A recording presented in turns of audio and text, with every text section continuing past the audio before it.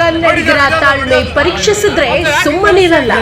ಶಿವರಾಮೇಗೌಡರ ಸಾರಥ್ಯದಲ್ಲಿ ತಮಿಳು ಭಾಷಾಂತರಿಗೆ ಸಿಂಹಗರ್ಜನೆ. ತಮಿಳುನಾಡಿನಲ್ಲಿ ಕನ್ನಡಿಗರ ಅಸ್ಮಿತೆಯ ಮೇಲೆ ಸತತವಾಗಿ ದಾಳಿ ನಡೀತಿದೆ. ಶಬರಿಮಲೆಗೆ ತೆರಳುತ್ತಿದ್ದ ಕರ್ನಾಟಕದ ಅಯ್ಯಪ್ಪ ಮಾಲೆಧಾರಿಗಳ ಮೇಲೆ ಹಲ್ಲೆ ಮತ್ತು ನಮ್ಮ ಹೆಮ್ಮೆಯ ಕನ್ನಡ ಧ್ವಜವನ್ನ ಕಿತ್ತು ಹಾಕಿದ ತಮಿಳು ಭಾಷಾಂತರ ಪುಂಡಾಟಿಕೆ ಈಗ ಕನ್ನಡಿಗರ ಕೆಚ್ಚನ್ನ ಕೆರಳಿಸಿದೆ.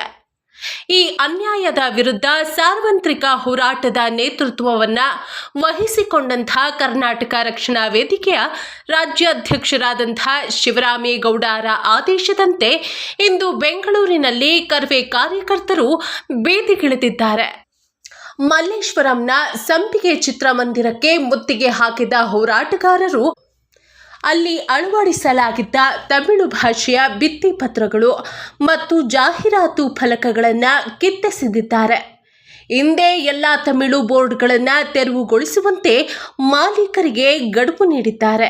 ಇದೇ ವೇಳೆ ಘಟನೆಯ ಗಂಭೀರತೆಯನ್ನು ಪರಿಗಣಿಸಿ ನೇತೃತ್ವವನ್ನು ವಹಿಸಿಕೊಂಡಂತಹ ಕರ್ನಾಟಕ ರಕ್ಷಣಾ ವೇದಿಕೆಯ ರಾಜ್ಯಾಧ್ಯಕ್ಷರಾದಂತಹ ಶಿವರಾಮೇಗೌಡರ ಬಣದಿಂದ ಗೃಹ ಸಚಿವ ಡಾಕ್ಟರ್ ಜಿ ಪರಮೇಶ್ ಅವರಿಗೆ ಮನವಿ ಸಲ್ಲಿಸಲಾಯಿತು. ತಮಿಳುನಾಡಿನಲ್ಲಿ ಕನ್ನಡಿಗರಿಗೆ ತೊಂದರೆ ಕೊಡುತ್ತಿರುವ ಆ ಅವಿವೇಕಿಗಳನ್ನು ಕೂಡಲೇ ಬಂಧಿಸಲು ಒತ್ತಾಯಿಸಲಾಗಿದೆ. ಕರ್ನಾಟಕದ ಚಾಲಕರು ಮತ್ತು ಅಯ್ಯಪ್ಪ ಸ್ವಾಮಿ ಮಾಲೆಧಾರಿಗಳಿಗೆ ರಕ್ಷಣೆ ನೀಡಲು ಸರ್ಕಾರ ಕೂಡಲೇ ಮಧ್ಯಪ್ರವೇಶಿಸಬೇಕೆಂದು ತಾಕೀತು ಮಾಡಲಾಗಿದೆ. ಇತ್ತ ಗಡಿಭಾಗ ಆನೇಕಲ್ ಪಟ್ಟಣದಲ್ಲೂ ಕನ್ನಡಿಗರ ಸ್ವಾಭಿಮಾನದ ಗತ್ತು ಪ್ರದರ್ಶನಗೊಂಡಿದೆ.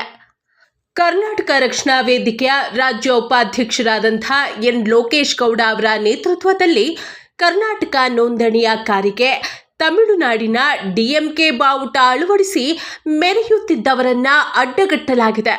ತಮಿಳುನಾಡಿನವರು ಹಲ್ಲೆ ಮಾಡ್ತಾರೆ ಎಂಬ ಮಾತ್ರಕ್ಕೆ ನಾವು ಹಾಗೆ ಮಾಡಲ್ಲ. ಕರ್ನಾಟಕ ರಕ್ಷಣಾ ವೇದಿಕೆಯ ರಾಜ್ಯ ಉಪಾಧ್ಯಕ್ಷರಾದಂಥ ಎನ್ ಲೋಕೇಶ್ ಗೌಡ ಅವರು ಯಾವುದೇ ದೈಹಿಕ ಹಲ್ಲೆ ಮಾಡದೆ ಸಂಯಮ ಮೆರೆದಿದ್ದಾರೆ.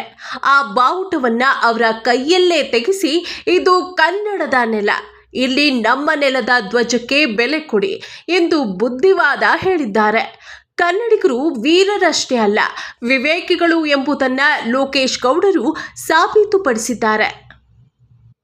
ಒಟ್ನಲ್ಲಿ ನೇತೃತ್ವವನ್ನು ವಹಿಸಿಕೊಂಡಂಥ ಕರ್ನಾಟಕ ರಕ್ಷಣಾ ವೇದಿಕೆಯ ರಾಜ್ಯಾಧ್ಯಕ್ಷರಾದಂಥ ಶಿವರಾಮೇಗೌಡರ ಮಾರ್ಗದರ್ಶನದಲ್ಲಿ ಹಾಗೂ ಕರ್ನಾಟಕ ರಕ್ಷಣಾ ವೇದಿಕೆಯ ರಾಜ್ಯ ಉಪಾಧ್ಯಕ್ಷರಾದಂಥ ಎನ್ ಲೋಕೇಶ್ ಗೌಡ ಅವರ ಸಕ್ರಿಯ ಹೋರಾಟದಿಂದಾಗಿ ಕನ್ನಡಿಗರ ಧ್ವನಿ ಇಂದು ಪ್ರತಿಧ್ವನಿಸಿದೆ.